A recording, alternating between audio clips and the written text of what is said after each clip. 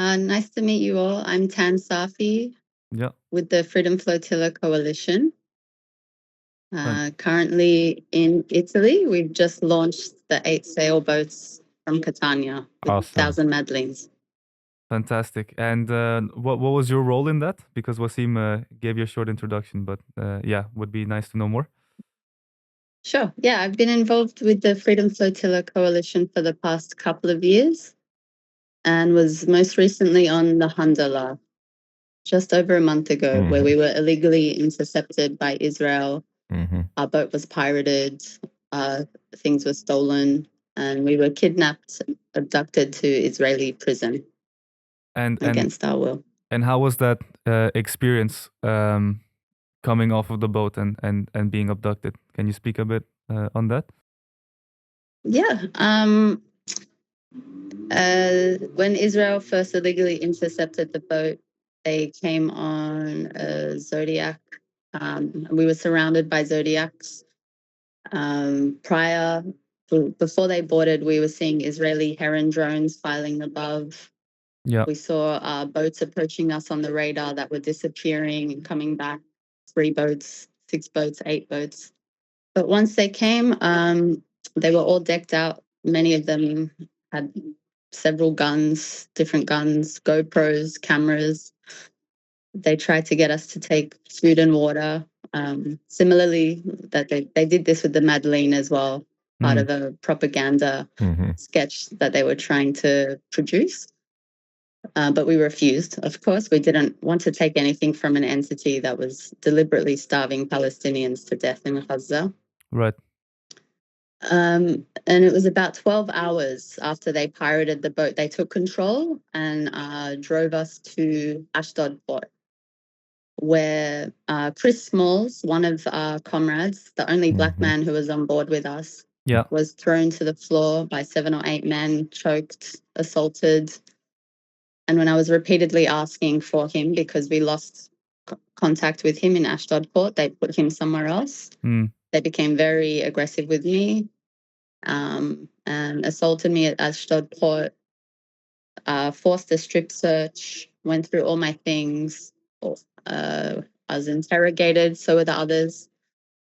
And they tried to get us to sign papers to say that we had illegally entered Israel. Yeah. And I said, yeah, I would never sign anything that wasn't true, that we were brought here against our will. It was human trafficking. And they threatened me then to say that they'd put me in prison for a very long time if I didn't sign the papers. And I said, well, that's up to you. Yeah. And put me in a cage, shackled us, and drove me to prison. I was put in a cell with a few other comrades. And there were multiple assaults throughout the few days that I was in prison, from one of them punching me in the back in the middle of the night, one of the soldiers throwing me against a wall.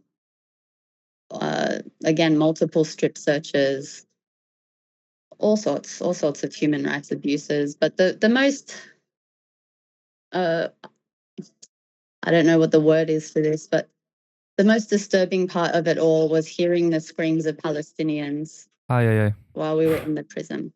Yeah, of course. It was absolutely agonizing to hear. Of course. I hope I'm not pushing you too far, but what did the prison look like? Is that something that you're comfortable sharing? Look like? Yeah, when you walk in, because now you mentioned a bit of the environment with the screams of fellow prisoners. What does the inside of an Israeli jail look like for both an activist and a Palestinian?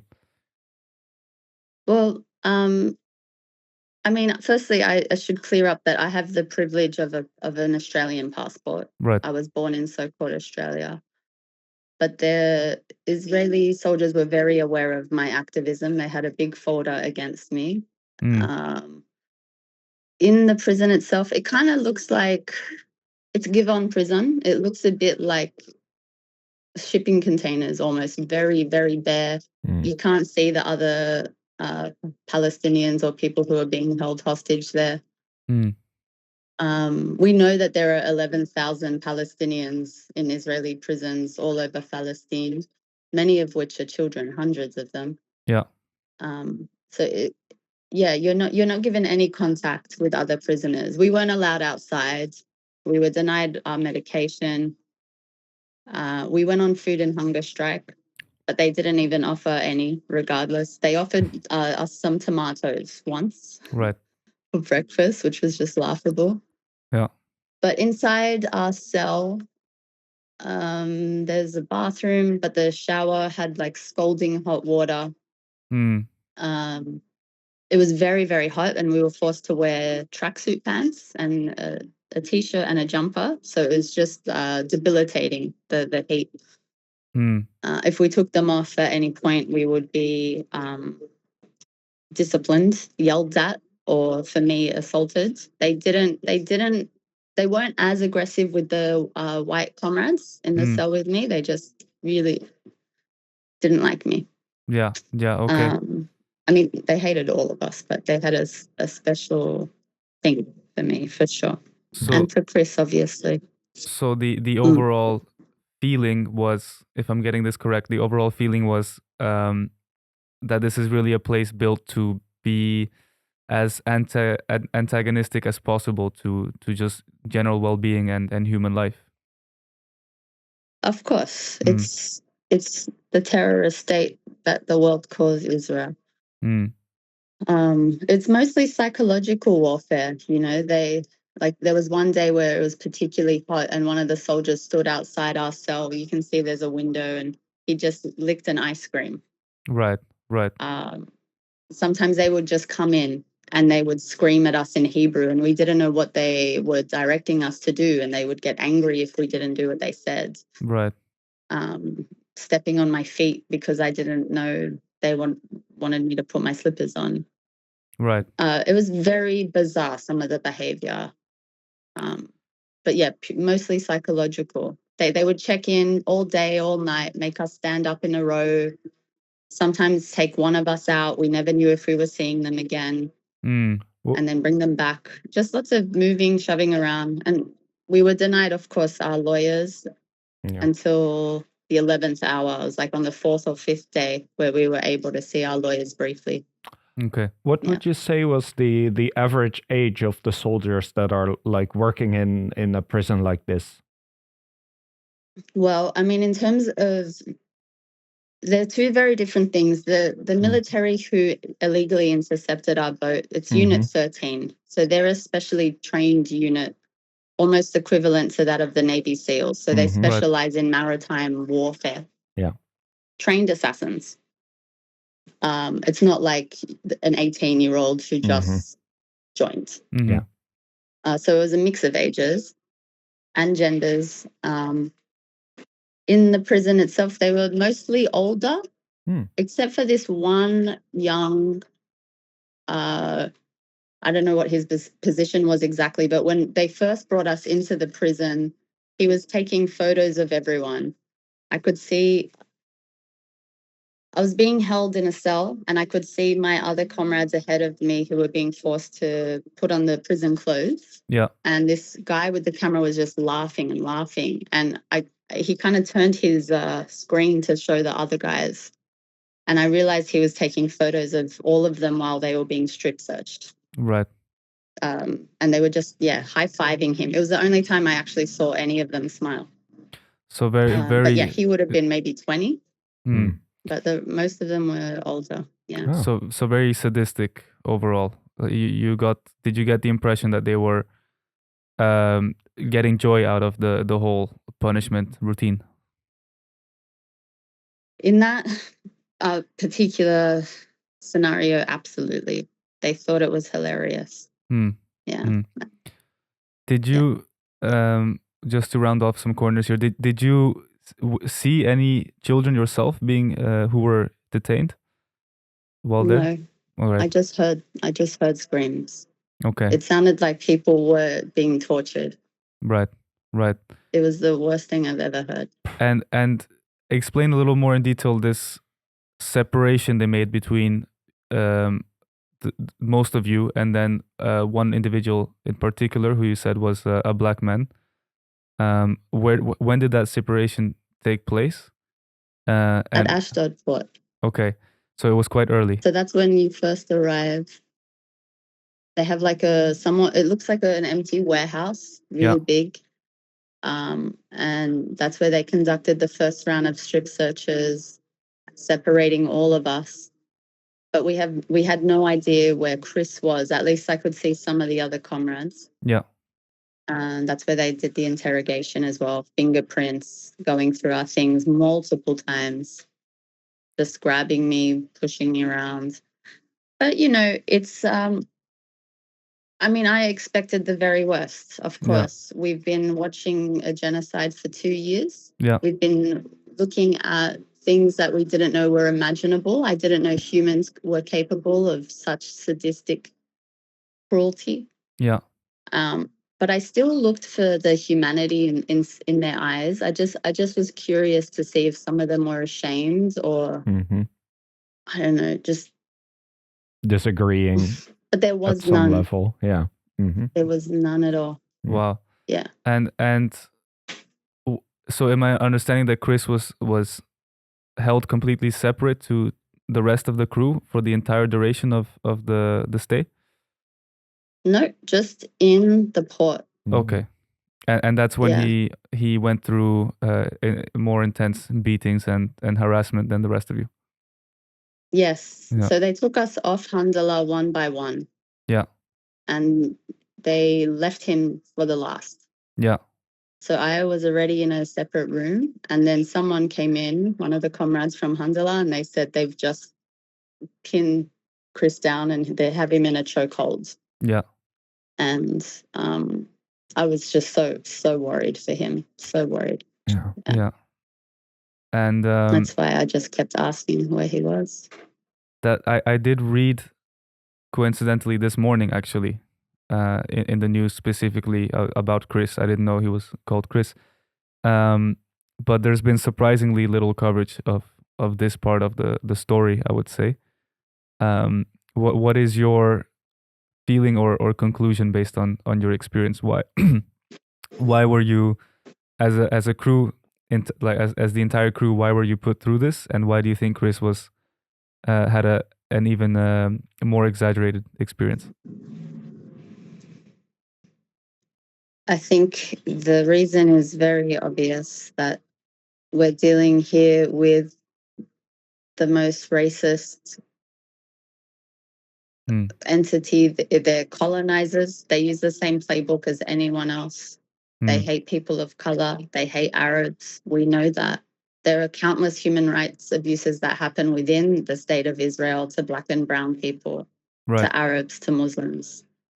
Those with Israeli citizenship, let alone, of course, Palestinians in the West Bank and Gaza. That's why, we're aware that people are more vulnerable or more at risk depending on the color of the skin, depending on their religion, because we're dealing with this empire that hates us. Yeah. And wants to terminate us. Yeah.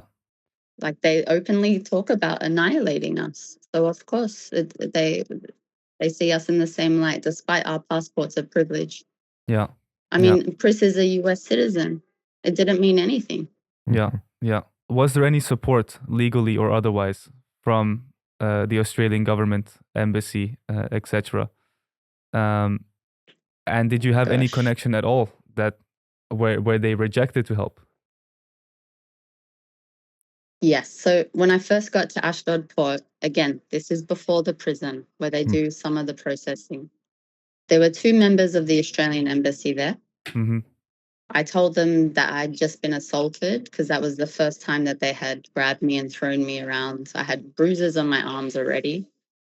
They actually said that they would tell my family, the people back in at home in so-called Australia, but they did not.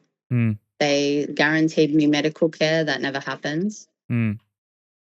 The lawyers, Adala lawyers, who are based in the West Bank, are some of the best humans I have had the privilege to meet. Mm-hmm. They were in Ashdod port, but again, we weren't allowed to see them again until the last day. Sorry, the second last day. That was during the court case that was held in the prison. Yeah. But we didn't get a chance really to speak to them properly because the guards and soldiers were standing outside the room screaming so that we wouldn't be able to hear what they were saying. Wow.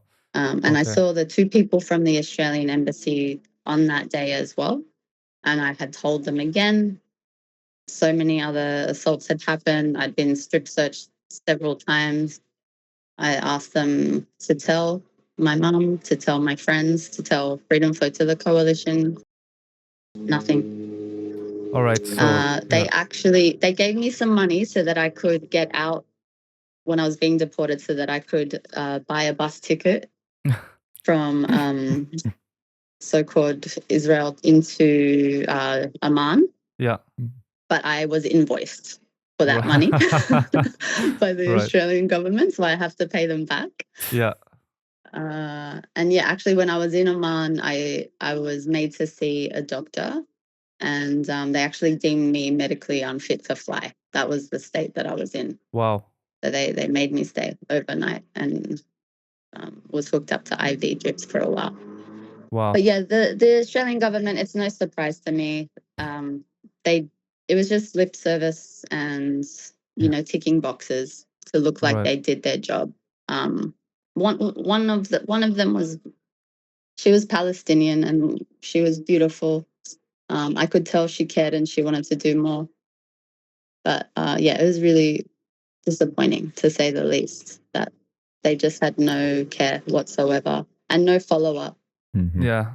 When I was back. Did Chris or any of the other crew members get any form of substantial support from their governments or embassies? I'm not sure, to be honest with you. Okay. Yeah. But your experience was the Australian government was completely lacking, or at least only superficially present. Superficial, exactly. And the real support came from a lawyer group in the West Bank. Yes, Palestinian lawyers, of course, beautiful legends. Yeah.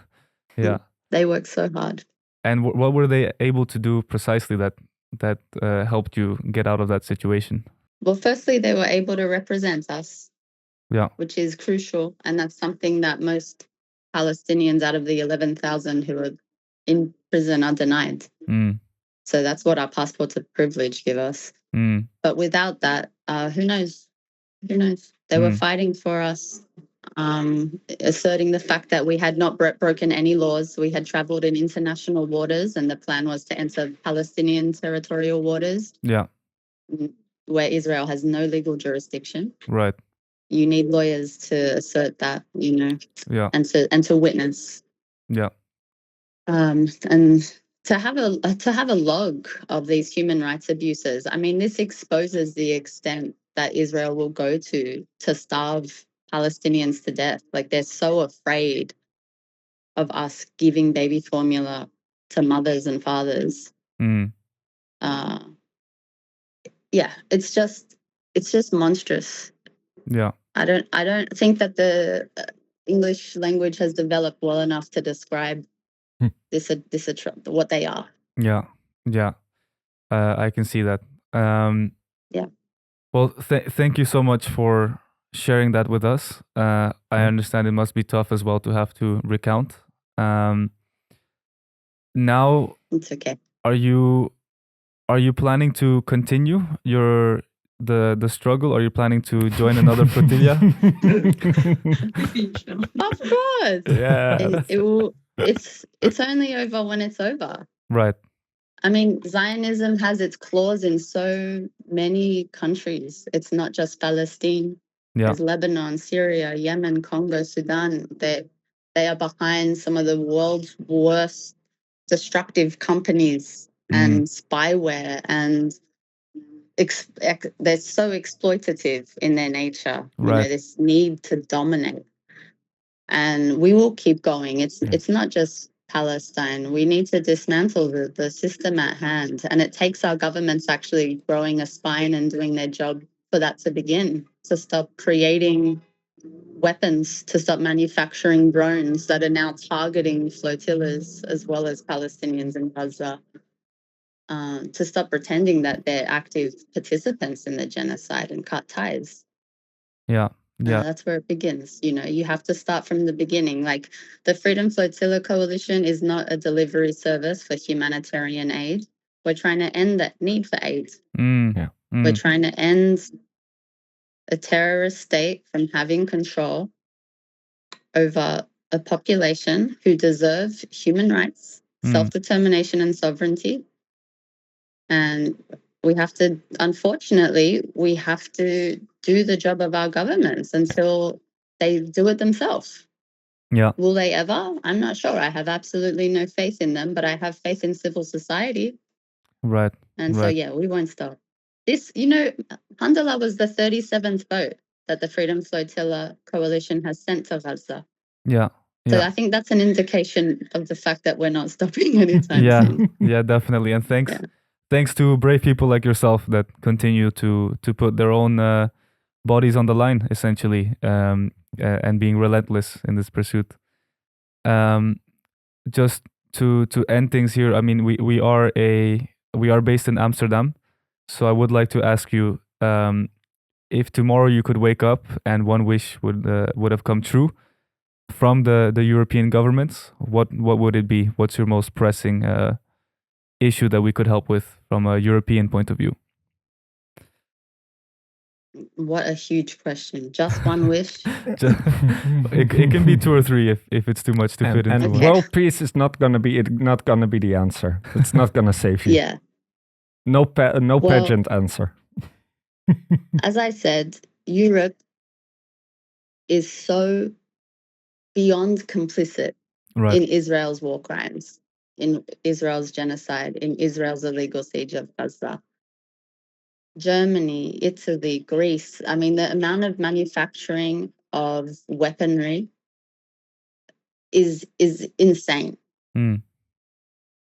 How dare they send a military vessel to accompany Global Samud Flotilla when they're the ones who are creating the drones that are attacking Global Samud Flotilla? I see. That makes no sense to me. It's not rocket science how that doesn't work, right? You can't accompany a flotilla in order to protect your image. You need to protect Palestinians. Yeah. And then there would be no flotillas. Right. That's the thing. So many people are annoyed that we continue doing this. The governments are really becoming frustrated with us. But if they did their job, abided by international law for the first time in their lives, stopped trying to colonize the rest of the world, maybe we wouldn't need to create flotillas. Right. So that's my wish, that they stop enabling Israel's crimes. It's really as simple as that. Sanction Israel now. Yeah. Thank you so much for your time. Thank you. Yeah, hopefully we can have another conversation when you're closer to achieving the mission, or when something when there's a positive update, let's hope. And Inshallah. Yeah, I hope to hear more from you guys. Thank you. Thank you. Can we wave Thanks so goodbye much. to Wasim as well? Just before we shortly. Yeah. Our I dear want to friend. say goodbye to you. Hey, Yes. Yo. Ciao, Wasim. goodbye. I miss you. See you soon. Yeah, you're very tan. So See you soon, sweethearts. yeah, I see you've been enjoying the sun, and I hope you're not let down too much by this by having to stay behind. Take You care. too, The next Thank boat will be you. for you. The next boat will be for you. Yes. Yeah, indeed. Yeah, wish. Yes. All right. Bye, guys. Thank you so much Thank for you. joining. Bye. Ciao, ciao. Bye. Wow. That was intense. Yeah. That turned really interesting really quickly. I had Yeah. no idea we were So gonna nice. That's be really allowed good. to interview someone that was detained by Israel. And actually on the last boat, like a month ago. Yeah. Yeah, and also So cool. crazy that this morning I read the Chris story. Just very, very briefly, I was like, it was just a detail that popped out to me. Mhm. That like one the only African American on board, the only black Yeah. man on board was tortured by Israel. Yeah. And then it happened to be her ship.